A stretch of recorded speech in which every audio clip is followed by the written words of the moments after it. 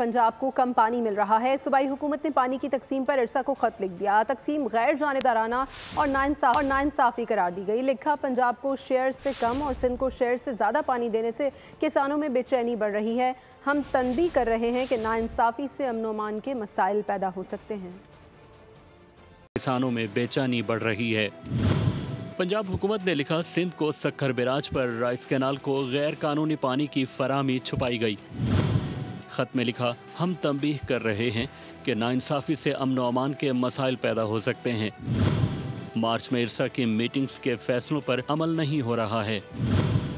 सूबाई सेक्रेटरीज आबपाशी की मौजूदगी में त्रीमू, पंजनद और चश्मा कैनाल को पानी देने का फैसला हुआ था कि मंगला पर प्रेशर कम करने के लिए तरबेला से पंजाब की टीपी और सीजी कैनाल्स को पानी दिया जाएगा। रबी और खरीफ की फसलों के लिए पंजाब को कम और सिंध को ज्यादा पानी दिया जा रहा है। इरसा नाइंसाफियां रोके और फौरी तौर पर फैसले के मुताबिक पंजाब को उसके हिस्से का पानी मुहैया किया जाए।